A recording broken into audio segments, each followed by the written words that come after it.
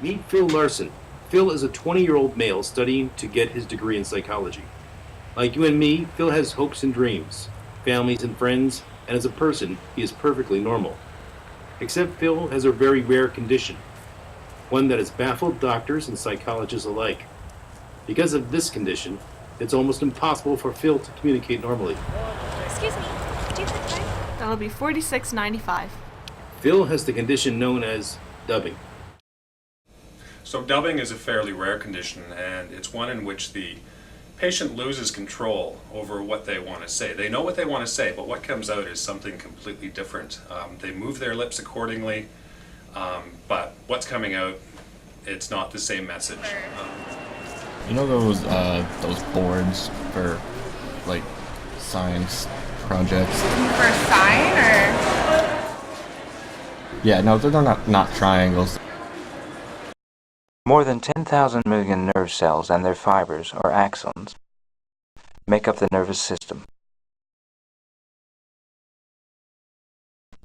The axons are grouped together in nerve trunks containing sensory fibers, which conduct information from the sensory organs to the central nervous system, and motor fibers, which carry information to the central nervous system of the body. I feel so sorry for my boy Phil. Whenever he tries to talk to people, they misjudge him, and it isn't his fault. He's had this problem since he was 13 years old. It started with just a little hiccup. Every now and then, one or two words would get replaced, and at first I didn't even notice it. Then as he got older, it happened more and more frequently, until entire sentences were dubbed over. As a teenager, growing up like that, he must have felt so miserable. It's a new condition. We don't know very much about it just yet, but we think it's caused by damage or malfunction to the Broca's region of the brain, which is responsible for controlling speech. Hey, have you seen my alligator? The only people who can get dubbing are those who have a genetic predisposition for the condition, and even that, only 15% can actually contract dubbing. He's not the first one in our family to suffer this condition either. My great aunt Susan would be dubbed over now and again. Of course, it's nowhere near as bad as my cousin Frank. Frank, when he spoke, it sounded like a jet taking off, and it got so bad, people got him to stop talking altogether. Well, thankfully, that never happened to Phil, but by the time he was 18, dubbing had taken over every single word, and because of that, he has troubles with the simplest things, like talking on the phone, or buying something from the store, or even talking to friends and family. They were signing a promissory note to which every American was to fall heir. This note was a promise that all men, yes, black men as well as white men, would be guaranteed the unalienable rights of life, liberty, and the pursuit of happiness.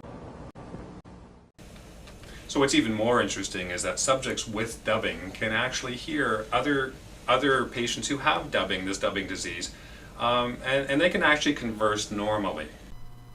The DSD, or Dubber Supporting Dubbers, meets every month to lend a helping hand to each other. There are very few members in the British Columbia area.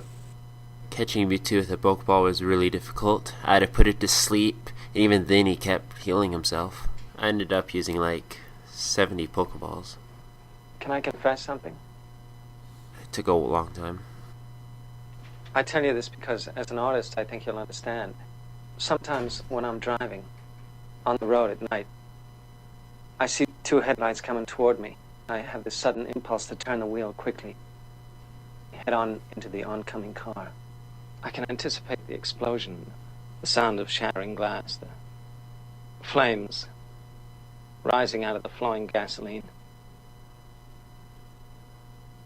おはようございます。こんばんは。ようこいらっしゃいました。お元気ですか？ありがとう。This is my room. The interesting thing about this condition is that the patient doesn't believe that dubbing exists. They can't hear the dubbed voice. They actually just believe that everyone else is responding inappropriately to them. The nerve fibers, which carry information quickly, are enclosed in a thick sheath made of the fatty substance myelin. They are called myelinated nerve fibers. Although Phil's condition prevents him from communication with most people, he's still looking for a way to reach out to people.